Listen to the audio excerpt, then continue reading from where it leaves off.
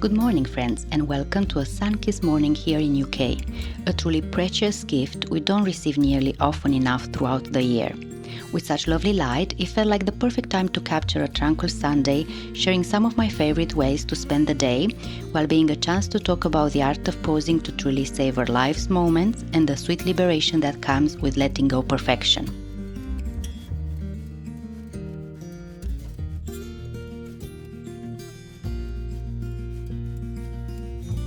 Before our own day can even begin, our attention turns to the undisputed ruler of our home, our beloved and wonderfully maddening biscuit. If you've ever been blessed with a feline companion, you'll understand. They're a delightful blend of affection and challenges. Yet, throughout it all, you simply can't help but adore them with every fiber of your being. He truly comes before all else, and feeding him breakfast is the very first thing we do each morning.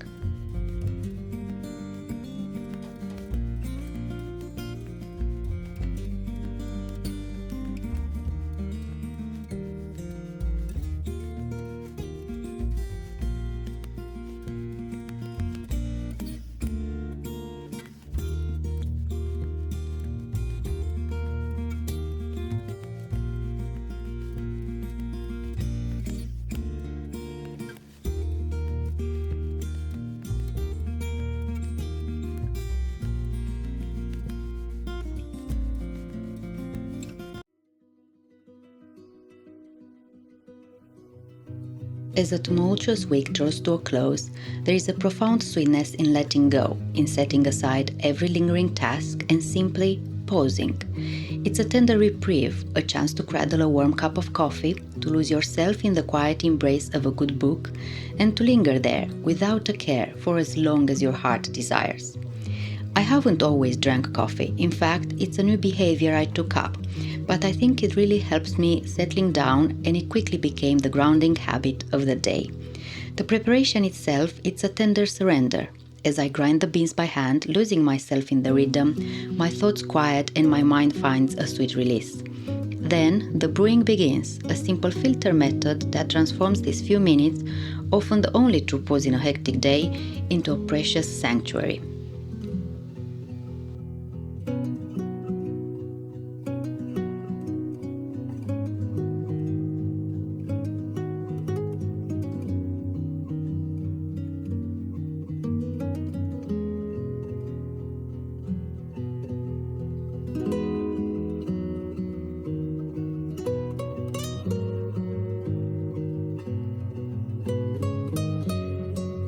Have you ever woken up to find that something you used to be excited about has become a source of anxiety? It's often that need for perfection or the fear of failure that takes over, turning a genuine pleasure into a burden. For years, I found myself in a quiet, unwavering pursuit of perfection in every delicate facet of my life.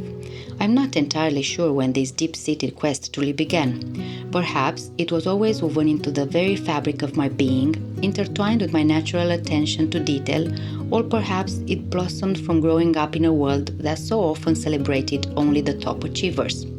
My journey through sports and various paths of work over the years undoubtedly nurtured this inherent drive. I suppose it's a tender blend of all these reasons, woven together like a complex tapestry.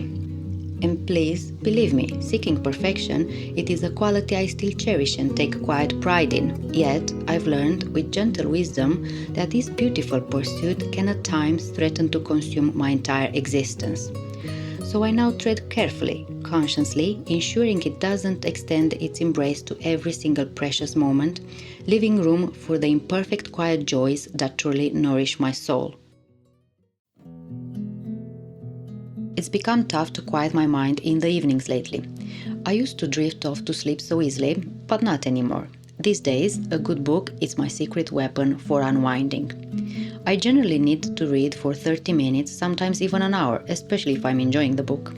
And yes, my productive self still battles with spending so much time reading. A part of me, the former me, that sometimes bubbles to the surface, sees it as doing nothing at all, and that's not something I'm good at. So I have to consciously decide to embrace the idleness, which on a Sunday often means losing myself in a book for a good 30 to 60 minutes, while my fluffy baby keeps me company. it's genuinely tough for me to simply be still. A big part of it stems from all the wonderful hobbies and passions I wish I had more time to explore. And then there is the influence of my years as a semi-athlete, a life lived outside the usual school and work routines. In that world, you quickly learn that intense training and striving for perfection are the path to improvement, whatever that means to you. That drive becomes deeply ingrained. And finally, our society plays a role too. We are immersed in a hustle culture that's practically obsessed with productivity, subtly teaching us that if we want to be someone and be respected, we need to internalize these principles. While it's true that we are hearing more and more about slowing down these days, it's worth remembering that even just a decade ago, concepts like work-life balance, slowing down, and mental health were mostly confined to academic journals, and that was pretty much it. Whenever life's busy current allows, I make a conscious effort to ground myself, most often during the quiet embrace of weekends. I strive to pause, to cast off, or simply ignore the endless work and tasks and truly savor the moments I love. These are simple joys, often dismissed as doing nothing, precisely because they fall outside the demands of everyday work. For me, these doing nothing moments are truly about savoring life's simple pleasures. They might involve losing myself in a book, a peaceful walk, engaging in a sport, or perhaps a rejuvenating hike. It could be the quiet joy of learning to draw or paint, any artistic pursuit that carries no immediate pressure, or simply reconnecting with an old cherished friend. Sometimes it's the thrill of discovering a new inviting coffee shop or wandering through a quintessential little village. The possibilities for truly living are endless. I would love to hear what these doing nothing moments look like for you. If you don't mind sharing, I'll really enjoy hearing about them in the comments below.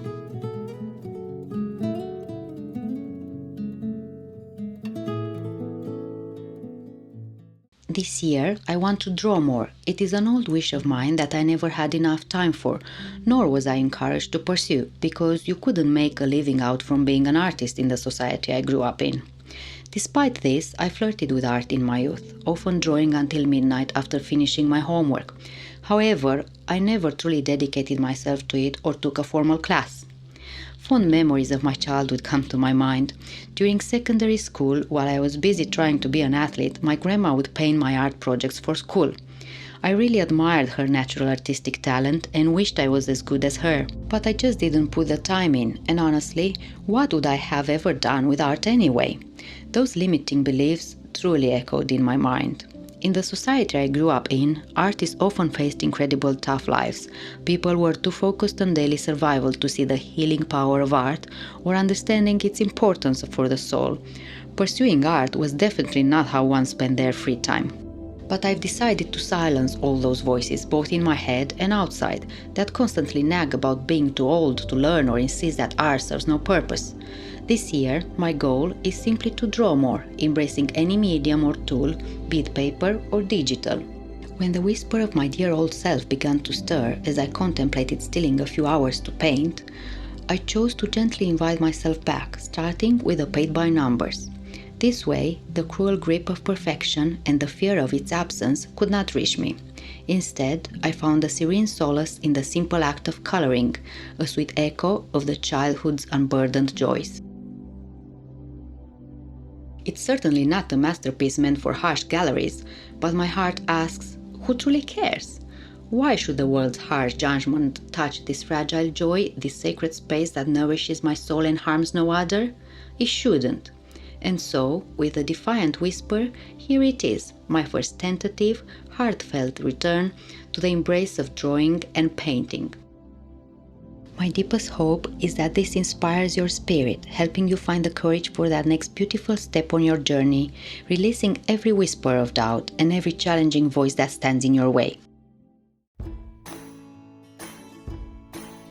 As this video ends, I leave you with my ultimate mood booster. He's my constant therapist, always there with an antidote for when I'm feeling down or stressed. Please enjoy watching him play, utterly without a care in the world, knowing his food, shelter, and most importantly love are always provided.